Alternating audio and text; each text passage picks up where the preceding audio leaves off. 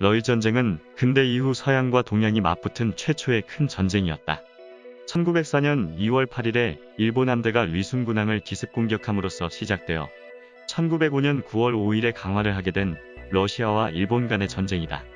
한국과 만주의 분할을 둘러싸고 싸운 것이지만 그 배후에는 영일동맹과 러블동맹이 있었고 제1차 세계대전의 전초전이 되었다. 러일 전쟁은 서양 세력이 처음으로 동양 세력에 의해 대패배를 경험한 전쟁이기도 했다.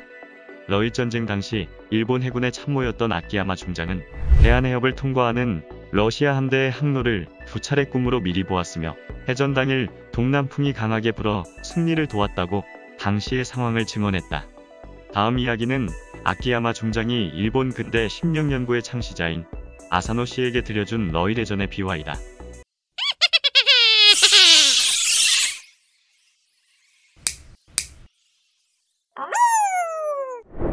러시아 우라지보스톡 함대가 우라지보스톡 항에서 빠져나와 일본 상선인 하다치 마루와 사토 마루를 차례로 공격할 때의 이야기다.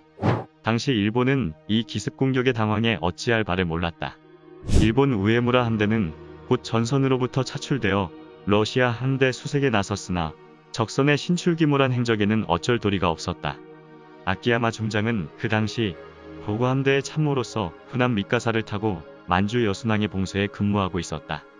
수색하는 상황은 매시간 무선 통신으로 보고가 들어왔지만 도구 함대로서는 여순항 앞바다를 한시도 떠날 수 없는 입장이었다. 아키야마 참모의 고심은 극도에 달하지 않을 수 없었다.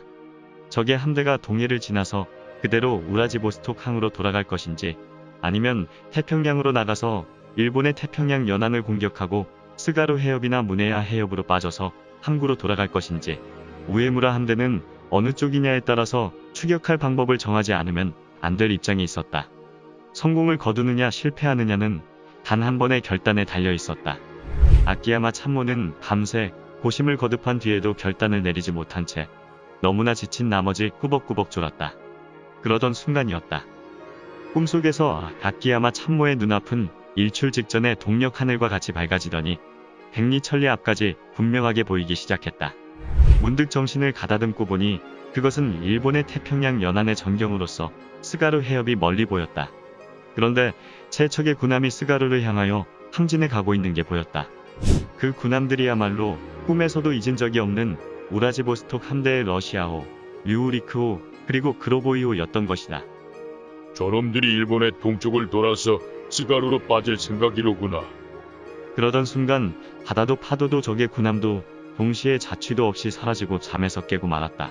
꿈인지 아닌지 정말 그런 장면을 본 것인지 아닌지 한동안 갈피를 잡을 수 없었던 아키야마 참모였다. 이것이 영몽이 아닐까 하는 생각이 들자 뭐라고 형용키 어려운 감격에 사로잡히고 말았다.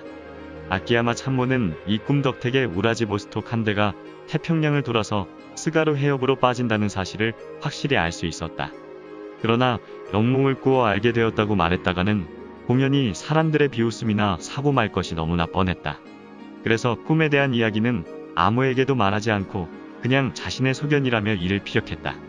이 의견은 군사령부와 우에무라 함대에 무전으로 전해졌으나 유감스럽게도 당사자들은 채택하지 않았다. 그 결과 좋은 기회를 놓치게 되었고 러시아 함대로 하여금 유유히 스가루 해협을 통과하여 우라지보스톡으로 들어가게 만들고 말았다. 만일 이때 아키야마 참모의 의견이 채택되었더라면 우에무라 함대는 그 뒤에 울산 앞바다에서의 해전을 기다리지 않고 우라지보스톡 함대를 쳐부술 수 있었을 것이다.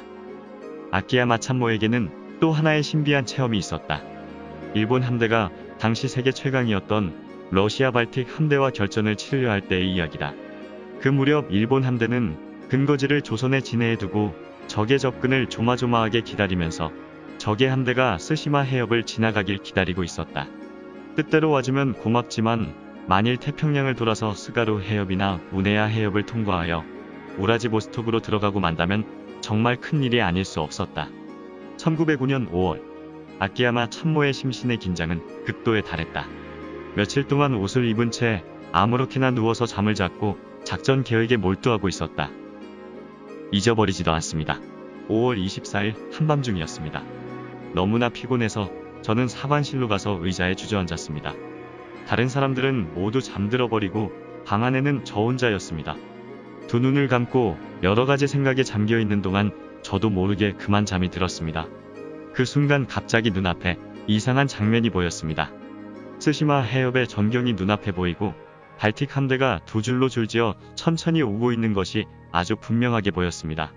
이젠 됐구나 하고 생각한 순간 저는 번뜩 제정신이 들었습니다. 그러나 이와 같은 영몽을 꾼 것은 이번이 두 번째였으므로 저는 틀림없이 신의 계시라고 직감했습니다. 그리고 이제 되었구나. 발틱 함대는 두 줄로 늘어선 채 반드시 쓰시마 해협으로 들어온다. 여기에 대항하려면 어떻게 하면 된다는 계획이 곧 머리에 떠올랐던 것입니다. 드디어 27일 새벽이 되자 무전으로 적의 함대가 접근해오고 있다는 소식이 전달되었습니다. 이리하여 그 유명한 쓰시마 해전이 벌어지게 되었던 것입니다.